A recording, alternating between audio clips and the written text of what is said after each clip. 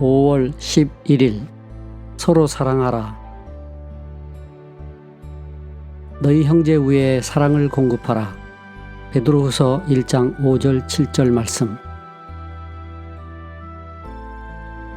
사랑은 막연한 것이기 때문에 많은 사람이 사랑을 말하면서도 그 의미를 알지 못합니다. 사랑은 어떤 사람을 누구보다도 좋아할 때 가지는 가장 숭고한 감정입니다. 예수님은 우리가 예수님을 이처럼 사랑하기를 요구하십니다. 우리에게 주신 성령으로 말미암아 하나님의 사랑이 우리 마음에 부은 바 되면 예수님이 내게 첫째가 됩니다. 하나님이 가장 먼저 하시는 일은 내 속에 있는 위선과 외식하는 경건을 몰아내시는 것입니다. 성령은 하나님이 나를 사랑하시는 것은 내가 사랑받을 자격이 있어서가 아니라 사랑이 하나님의 본성이시기 때문임을 보여줍니다.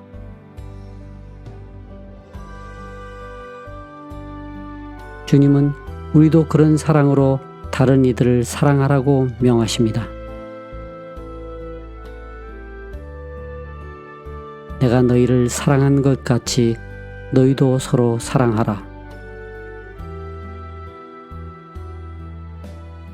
즉, 나는 너에게 도저히 존중할 수 없는 사람들을 데리고 오겠다. 너는 내가 너를 사랑한 것 같은 사랑으로 그들을 사랑해야 한다는 말씀입니다.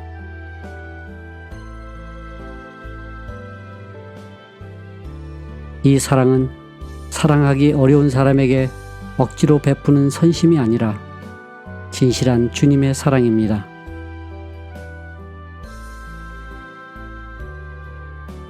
우리가 그 사랑을 행하기란 쉽지 않습니다. 어떤 이들은 억지로 행하려 하다가 이내 지치고 좌절합니다.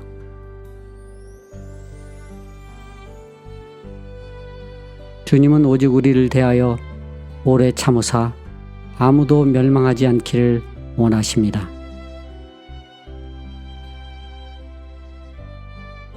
우리는 주님이 내게 베푸신 크신 은혜를 기억해야 합니다. 하나님이 우리를 사랑하시되 모든 한계를 넘어서까지 사랑하셨음을 알면 우리도 다른 사람을 그렇게 사랑하지 않을 수 없을 것입니다.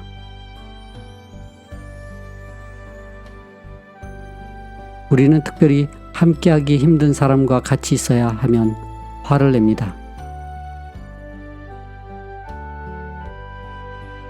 그러나 내가 하나님께 얼마나 합당치 못한 사람이었는지 생각하십시오. 주 예수의 마음을 품어 그분 생명의 향기가 나를 통해 끊임없이 흘러나오게 하십시오.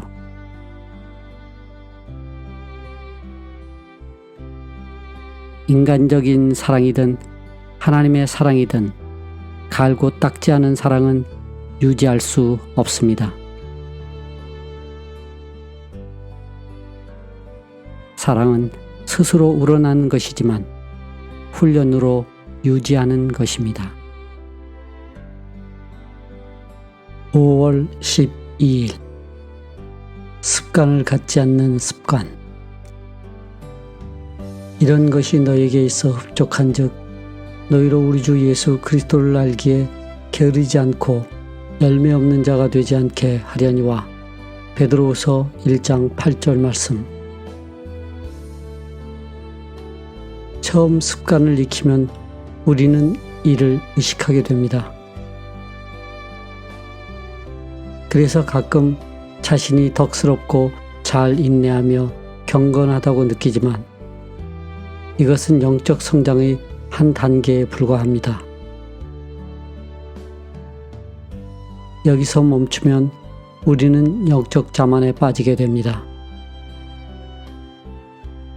경건한 습관에 관한 최선의 방법은 그 습관이 너무도 익숙해져서 의식조차 하지 않도록 주님의 생명 속에 잠기는 것입니다. 우리의 영적 생활은 끊임없는 자기 성찰을 하게 합니다. 영적으로 아직 더 채워야 할 부분들이 있기 때문입니다. 궁극적으로 우리의 영적 관계는 지극히 단순해야 합니다. 기도 습관이나 성경 읽는 일 등의 종교적 훈련 습관이 당신의 하나님이 되어 있지는 않습니까? 그 습관들이 상징하는 하나님 대신 습관 자체를 경배하기 시작하면 하나님은 그것들을 뒤엎으실 것입니다. 하나님, 지금은 안 돼요. 기도하는 시간이거든요. 이 시간은 제가 하나님과 함께하는 시간이지요. 라고 할 수 있습니까? 그것은 당신과 당신의 습관이 함께하는 시간일 뿐입니다. 아직 당신에게 부족한 게 많습니다. 부족한 것을 찾아서 그것을 몸소 행하여 채우는 기회로 삼으십시오. 사랑은 눈에 보이는 습관이 아닙니다. 그 습관이 주님 안에 완전히 잠겨서 당신이 의식하지 못한 채 그것을 행하는 것입니다. 자신의 거룩함을 의식하는 것은 당신이 아직 덜 성숙하여 순수하지 못한 관계에 있기 때문입니다. 아직도 당신의 영적 생활에 부족한 것이 있다는 뜻입니다. 초자연적인 유일한 생명은 주 예수님의 생명입니다. 주님은 언제 어디서나 하나님과 함께 하셨습니다. 당신은 하나님과 연합하지 않은 영역이 한 군데라도 있습니까? 그것이 무엇이든지 당신이 하나님을 받아들일 때까지 하나님의 자질을 더해가며 하나님이 해결하시도록 하십시오.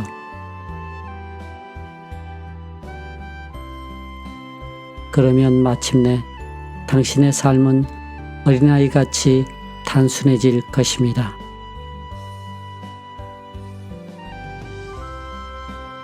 (5월 13일) 선한 양심의 습관. 나도 하나님과 사람을 대하여 항상 양심에 거리낌 없기를 힘쓰노라. 사도행전 24장 16절 말씀. 하나님의 계명은 우리 안에 계신 그분 아들의 생명에게 주어진 것입니다. 우리의 본성으로는 그 계명들을 감당하기 어렵지만 우리 속에 이루어진 하나님의 아들께 순종하면 성령님의 도우심을 힘입어 지킬 수 있습니다. 양심은 항상 내가 아는 최고의 표준을 따르려는 내적 능력입니다.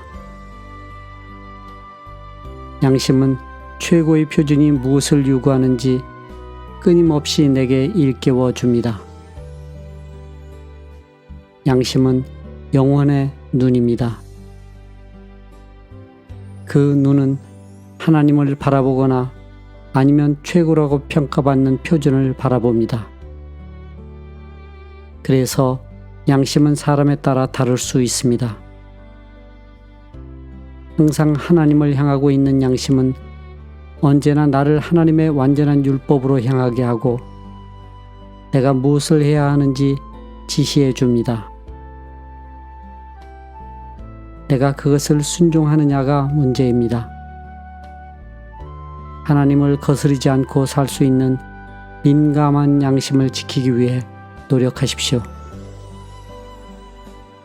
하나님의 아들과 하나 되어 살아감으로 모든 환경에서 나의 영이 항상 새로워질 수 있어야 하며 하나님의 선하시고 기뻐하시고 온전하신 뜻이 무엇인지 분별할 수 있어야 합니다. 하나님은 자세한 일까지도 항상 지시해 주십니다. 나의 귀는 언제나 내가 무엇을 해야 하는지 말해주는 성령의 세미한 음성을 들을 수 있을 만큼 민감하여 언제나 해야 할 일을 깨달을 수 있습니까? 하나님의 성령을 근심하게 하지 말라. 에베소서 4장 30절. 하나님은 우레 같은 큰 소리로 말씀하시지 않습니다. 그분의 음성은 너무 부드러워서 놓치기 쉽습니다. 하나님께 양심을 지키는 길은 항상 하나님을 향해 마음을 여는 것입니다. 마음속에서 논쟁이 시작되면 즉각 중단하십시오. 내가 왜 이것을 해야 하는 거야 하며 화를 내면 그릇된 길로 들어서게 됩니다. 당신의 양심이 말을 하면 아무 논쟁도 하지 마십시오. 잡고 있던 것이 무엇이든지 놓아버리고 시야를 깨끗이 하십시오. 5월 14일 역경을 즐기는 습관. 예수의 생명도 우리 몸에 나타나게 하려 함이라. 고린도후서 4장 10절 말씀. 우리는 하나님이 은혜로 우리 안에 이루신 것을 삶에서 표현하는 습관을 길러야 합니다. 우리는 지옥에서 구원받았다기보다는 하나님 아들의 생명을 우리 몸에 나타내기 위해 구원받았다고 할 수 있습니다. 죽을 수밖에 없는 육신의 삶에서 우리로 하여금 하나님의 생명을 나타내게 하는 것은 바로 우리가 당하는 역경입니다. 내가 역경을 당할 때 보이는 것은 하나님 아들의 진정한 아름다움입니까? 아니면 하나님을 떠난 나의 안절부절하는 모습입니까? 역경을 기뻐할 수 있는 유일한 길은 하나님 아들의 생명이 내 안에서 스스로 증명하시도록 뜨거운 열심을 품는 것입니다. 아무리 어려운 역경을 당할지라도 말하십시오. 주님, 저는 주님을 위해 기꺼이 이 일을 순종합니다. 그러면 하나님 아들의 생명이 오셔서 나와 내 육신을 통해 하나님을 영화롭게 하는 일들을 드러내실 것입니다. 하나님과 논쟁하지 마십시오. 하나님의 빛에 순종하면 예수님은 역경 속에서 당신을 통해 밝게 나타나십니다.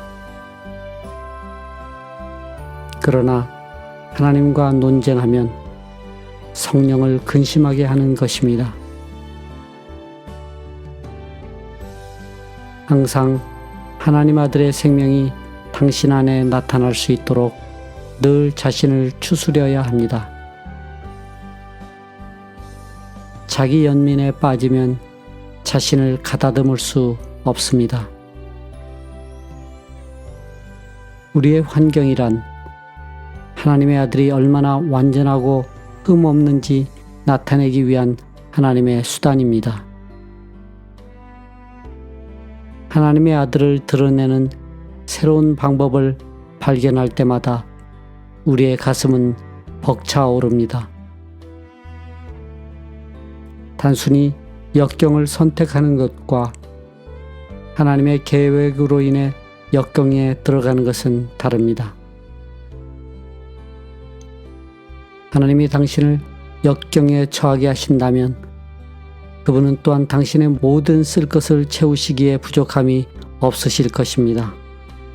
당신의 영혼이 항상 하나님 아들의 생명이 나타나기에 적합한 조건에 있도록 가다듬으십시오. 지나온 경험과 추억 속에서 살지 말고 하나님의 말씀이 항상 당신 안에 살아서 활동하게 하십시오. 5월 15일 시련을 극복하는 습관. 그의 부르심의 소망이 무엇이며? 에베소서 1장 18절 말씀. 우리가 구원받은 것은 육신에서 예수님의 생명이 나타나게 하기 위함임을 잊지 마십시오. 무슨 일을 하더라도 하나님의 자녀로서 그것을 이루도록 힘쓰십시오. 어떤 시련을 당해도 일어나서 그것을 맞이하십시오. 당신이 하는 모든 것은 당신의 구원을 성취하기 위한 것이 아니라 구원을 드러내기 위한 것이어야 합니다. 하나님이 이미 당신 안에 마련해 주신 구원을 이루어야 하는 것입니다. 당신의 말과 생각과 감정은 당신이 구원을 이루고 있음을 증명합니까? 아직도 이전과 다름없이 자기 방식대로 사는 까다로운 사람이라면 하나님이 당신을 구원하여 거룩하게 하셨다고 말하지 마십시오. 거짓말이기 때문입니다. 위대한 설계자이신 하나님은 당신 앞에 고난들을 허락하셔서 당신이 그것을 제대로 뛰어넘는지 보십니다. 내 하나님을 의지하고 담을 뛰어넘나이다. 시편 18편 29절. 하나님은 그분의 자녀가 되기 위해 당신이 갖추어야 하는 요건들을 제외시켜 주시지 않습니다. 베드로전서 4장 12절은 교훈합니다. 사랑하는 자들아, 너희를 시련하려고 오는 불시험을 이상한 일 당하는 것 같이 이상히 여기지 말고 시련이 오면 일어나서 대응해 나가십시오. 하나님이 우리 속에서 불평의 흔적은 찾으실 수 없게 하십시오. 대신 우리에게 주시는 것이라면 무엇이든 기꺼이 맞이하는 영적 활력만 보여드리십시오. 우리 삶의 목표는 하나님 아들의 생명을 드러내는 것입니다.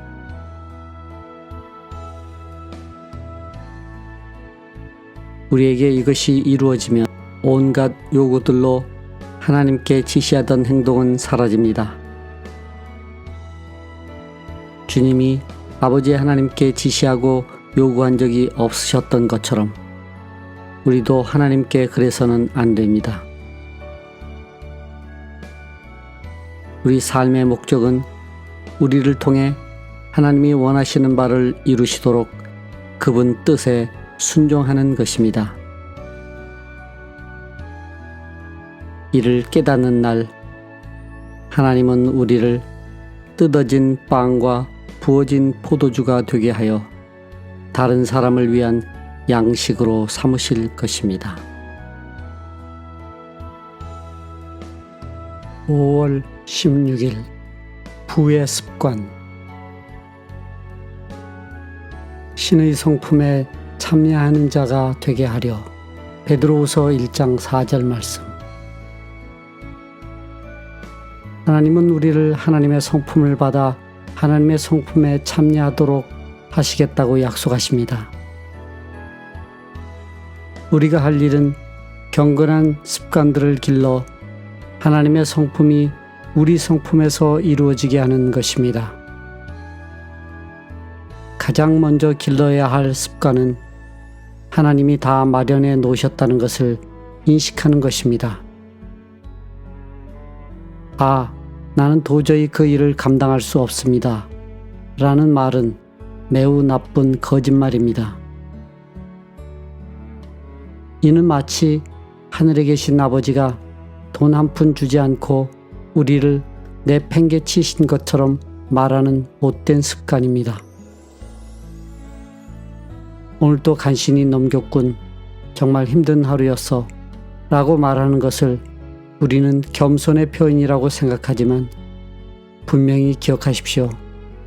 우리 주 예수 안에서는 전능하신 하나님의 모든 것이 우리 것이라는 사실을,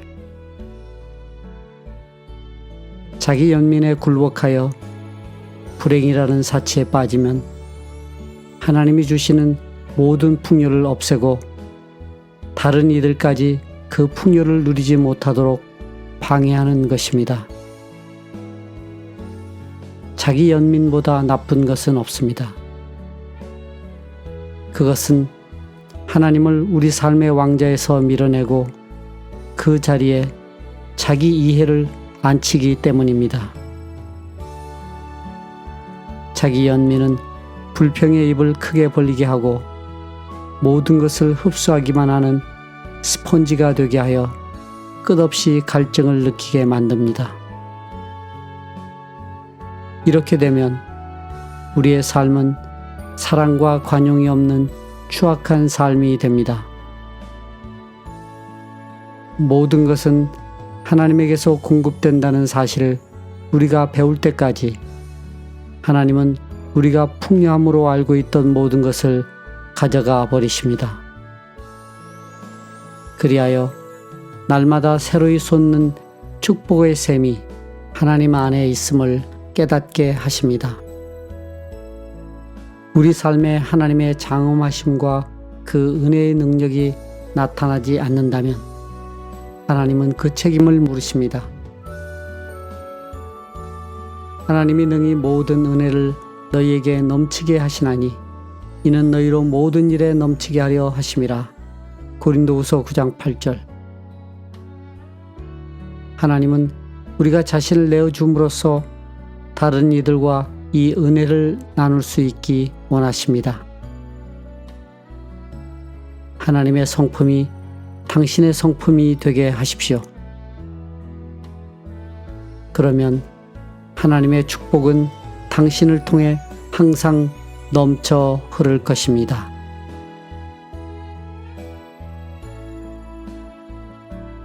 (5월 17일) 주님의 승천과 우리의 연합. 축복하실 때 저희를 떠나 하늘로 올리우시니. 누가복음 24장 51절 말씀. 우리는 변화산 이후 주님의 생애에 나타난 사건들 같은 경험을 한 적이 없습니다.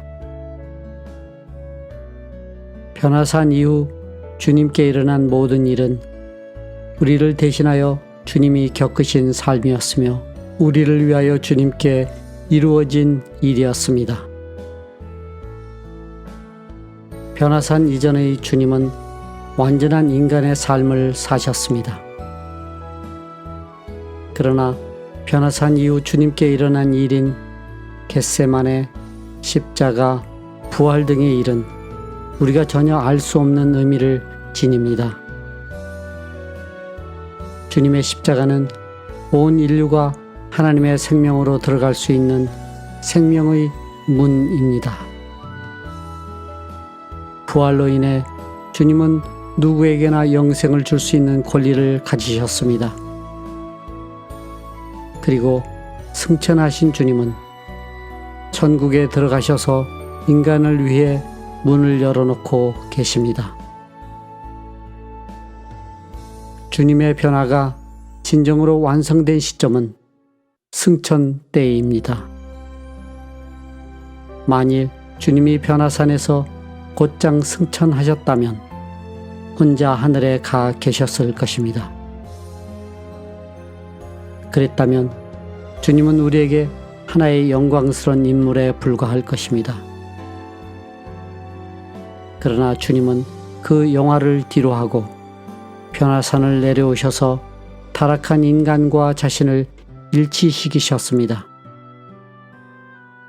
만일 주님이 변화산에서 곧장 승천하셨다면 혼자 하늘에 가 계셨을 것입니다. 그랬다면 주님은 우리에게 하나의 영광스러운 인물에 불과할 것입니다. 그러나 주님은 그 영화를 뒤로하고 변화산을 내려오셔서 타락한 인간과 자신을 일치시키셨습니다. 승천은 주님 변화의 완성입니다.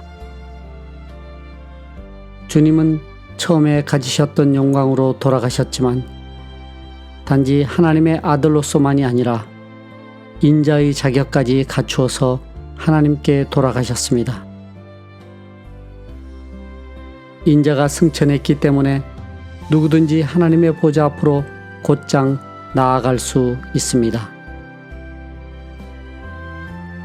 예수 그리스도는 사람의 아들이 되셔서 자신의 전지전능과 우소부재를 스스로 제한하셨습니다. 그러나 그 능력들은 다시 온전히 그분 것이 되었습니다. 인자로서 예수 그리스도는 하나님의 보좌에서 모든 권능을 소유하고 계십니다. 승천하신 그날부터 지금까지 예수 그리스도는 만왕의 왕이며 만주의 주십니다. 5월 18일 단순한 삶. 공중의 새를 보라. 들의 백합화가 어떻게 자라는가 생각하여 보라. 마태복음 6장 26, 28절 말씀. 들의 백합화가 어떻게 자라는지 생각하여 보라. 수고도 아니하고 길쌈도 아니하느니라. 그렇습니다. 들의 백합은 그냥 자랍니다. 바다, 공기, 태양, 달과 별을 생각해 보십시오. 이들도 그냥 존재하고 있습니다. 그리고 얼마나 놀랍게 우리를 섬기고 있습니까? 그러나 우리는 하나님이 설계하신 우리 안의 영향력을 훼손합니다. 언제나 유용해지려고 애쓰는 우리의 자의식이 도리어 하나님의 의도를 망칩니다. 예수님은 우리가 영적으로 성장할 수 있는 길은 하나뿐이라고 하셨습니다. 하나님께 초점을 맞추고 집중하는 것입니다.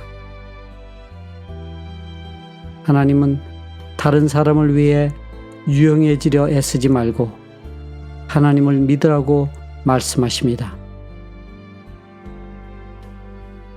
근원이 되시는 하나님께 마음을 집중하면 생수의 강이 흘러나올 것입니다. 우리의 상식과 이성으로는 삶의 근원을 발견할 수 없습니다. 예수님은 하늘에 계신 아버지가 영적 성장을 좌우하신다고 가르치십니다. 하나님은 우리가 처한 환경을 잘 아십니다. 하나님께 온전히 집중하면 우리도 들의 백합화처럼 영적으로 성장할 것입니다. 우리에게 가장 큰 영향을 미치는 이들은 우리를 붙들고 말을 많이 하는 사람들이 아닙니다. 하늘의 별처럼 들의 백합화처럼 단순하게 살며 주 안에서 굳건히 선 사람들입니다. 이들의 삶은 우리에게 큰 영향을 줍니다. 하나님께 유용한 사람이 되고 싶습니까? 예수 그리스도께 온 마음을 모아 그분과 올바른 관계를 유지하십시오. 그러면 자신도 모르는 사이에 하나님은 우리의 모든 시간과 삶을 유용하게 사용하실 것입니다. 5월 19일 좌절의 극복. 누가 우리를 그리스도의 사랑에서 끊으리요? 로마서 8장 35절 말씀. 하나님은 그분의 자녀에게 고난을 면제해 주시지 않습니다. 대신 저희 환난 때에 내가 저희와 함께 하겠다고 약속하십니다. 아무리 힘들고 혹독한 고난이라도 문제가 되지 않는 것은 어떤 고난도 하나님과 나의 관계를 끊을 수 없기 때문입니다. 우리는 어려운 일들을 우리를 사랑하시는 이로 말미암아 넉넉히 이기게 됩니다. 여기서 바울은 상상이 아닌 눈앞의 현실을 말하고 있습니다. 그는 이 모든 어려움을 이기고 우리가 최상의 승리자가 될 수 있는 것은 우리의 재능이나 용기 때문이 아니라 그리스도 안에 있는 흔들릴 수 없는 하나님과 우리의 관계 때문이라고 말합니다.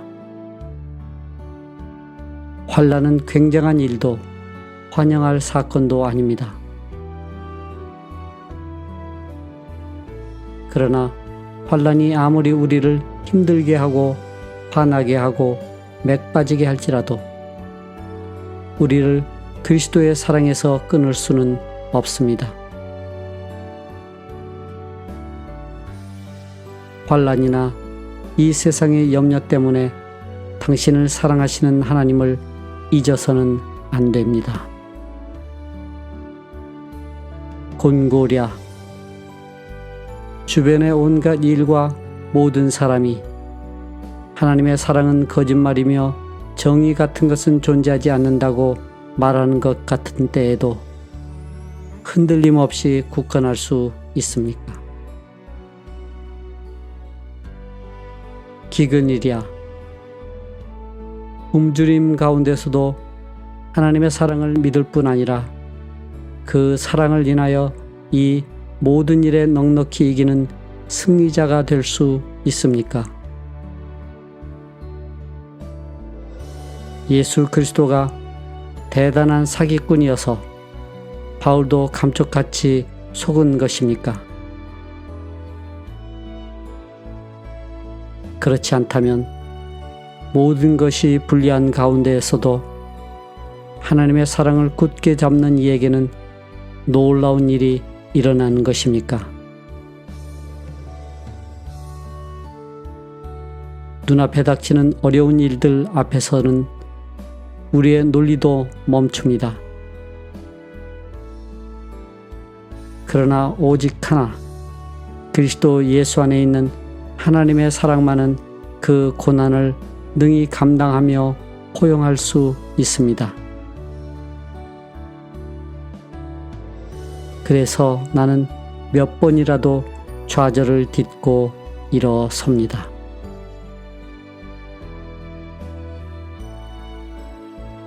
(5월 20일) 영적 용기.